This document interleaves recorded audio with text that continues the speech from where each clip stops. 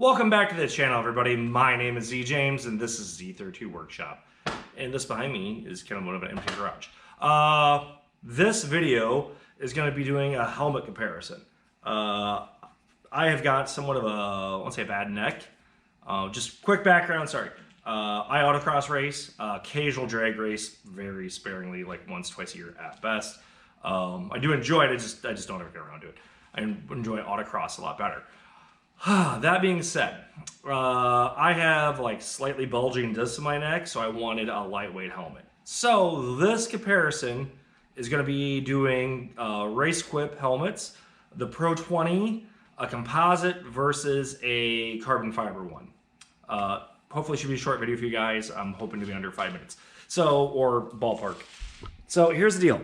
I have had in years past, my first helmet was this guy here. It's a Zamp, an open face helmet, which is fine for most autocross cars, except I have a buddy of mine who lets me drive his D-mod car, and that needs a closed face, because there's no windshield, there's no nothing, you need to protect it. So when that happened, I bought this guy, which is Racequip's very inexpensive helmets, pretty nice. I bought this guy because got it from Penguin's Garage down in Iowa City. Great guys, hit them up, they'll get you what you need for various other racing stuff. That being said, with basically neck strain and everything else like that, I didn't want to have any more. I decided to pony up a little extra more money for a carbon fiber helmet to be lighter. And this video is really just going to be showing how much lighter this is compared to this, and then just because I have it here, I'll weigh it just to tell you what this thing weighs. In fact, I have another one for small kids that I might pull out just to get the weight numbers. Because they say on their website for Racequip, this is the lightest version of what this helmet is for a Pro20, which it is 100% correct. I've already weighed this. Its weight savings is not as much as you think it is, though. When you feel it, it does feel a little different balance, but that's about it. So, these are full face helmets on Netscape. We'll move this one out of the way for right now. And I'll move this one out of the way. This is my brand new one. I really want to keep it nice. So these are full face helmets. They have tear-offs meant for other various stuff, applications. By and large, a very good helmet. Nice padding. Both these are all the helmets are Chanel rated. This one's a 2020. That's an SEA 2020, as you can see inside here. And this is an extra large because I have a big mullen. So its weight is going to be determined. We'll do this in ounces, maybe pounds. Let's see what I get this thing as. Oops, sorry about that, battery guys. We'll tear this out. So this helmet in pounds and ounces, weighs, get everything in it, is 3 pounds, 8.2 ounces, right? If you change the units out, in grams of stuff, that's 1593, in grams, 1592. Just in straight ounces is 56.1, sorry, misspoke. And in kilograms, 1.592. All right, so let's move this one out of the way. Now, the carbon fiber one. Now, this is where it's getting a little different, guys.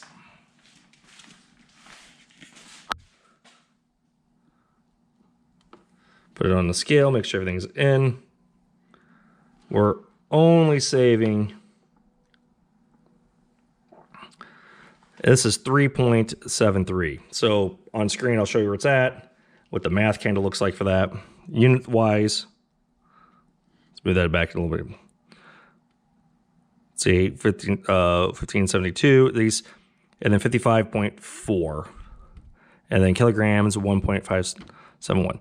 So as you can see, it is lighter. It is a lighter helmet, but it's not super significant, unfortunately. Nice helmet, fit and finish is fantastic. I really like the helmet.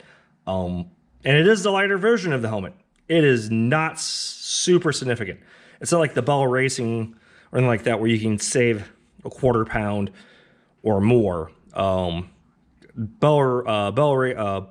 helmets, They have one, I don't remember the name of it right off the top of my head. It is the RS7CS LTWT, which is the lightweight helmet they have. That's a Chanel rating of 2020 as well. That thing only weighs 2.75 pounds. Now, that being said, that is a very expensive helmet, very nice. The Bell one is like $2,000. This is like 500 and something, 500 and change, like 550, 560, depending what you get. And then as comparison, the Zamp, which is a composite helmet as well, open face. Oh, I'll get that back on. Open face helmet. If you could see the numbers there, that's 3 pounds, 3 pounds, 0.4 ounces. So an open face helmet is obviously lighter than everything else. Let's go through the unit conversions just to have it in here. Let's see here. 32.7 grams, 1371 ounces, 48.4, and kilograms, 1.371. So yeah, that's all this video is going to be about for fit and finish. And I'll go back to this here in a second for the helmet, just to show you guys where it's at. So yes, zoom back out here a second. Out of the two versions of the helmet, mind you, exact same helmet, one in carbon fiber gloss, one in just a composite. There is, when you do the math, this helmet is 1.5% lighter than that guy, which I'll take any weight savings I can get for my neck strain, if any, but it's not a giant savings. It's not like you're saving 10%, 20% for the carbon, because this helmet is 200 and something, 270. I could be wrong, guys, correct me out. And this is 500. 550, and once you get taxes and stuff involved, so you're paying double for not a huge savings. Now, if it's going for a look, it's fantastic. I love the look. This is a fantastic helmet, but in fact, both helmets are great. I was just going for weight. Bell Racing ones that's the only ones I have, but I wanted to show what I have here for helmets and weights, because on the website for Racequip, I'm not going to call anyone out, just saying what it is. This is the lightweight version of this helmet, and it is, but the weight you save, the reason why they don't tell you, is only 1.5%. Not huge. That's all I could say to that is, I was hoping for more. I'm not going to put them on blast, because that's not what this video is about, or saying their stuff's bad. It's not. Their stuff's great. Just not the weight savings I was looking for. I want more, but that's just me. Expectations versus reality. I wanted a lot of weight savings for neck strain, not the case. And if you do want it, you have to pay for it, because they still have to have all the crash protections to protect your brain. So yeah, I know that's me ranting in comparison, but once again, these all have tear-offs. You can replace these shields really easily, which I probably will. I'm probably going to go with a smoked color, just because I want stuff while in the bright sunlight. I can change out if need be. I was going to do it with this one, just never got around to it. As you can see, I've been SSA racing for a while, and that's where that stuff's at. So yeah, hopefully not a long video for you guys. I hope the stuff I can cut out. So yeah, that's the weight savings of the helmets. The differences between them, somewhat of the cost analysis on it, and what you save. Do your own research on it is all I can tell you. I know they don't know manufacturer, other than what I could see from the Bell helmets, would tell you how much the carbon fibers weigh. They'll say it's lightweight and say it's lighter. They just don't tell you by how much or what the differences is. And that's what I wanted to show here, is what these differences are. And frankly, I'm going to take it. I think it's a great helmet. I was hoping for a 5%, maybe a 10%.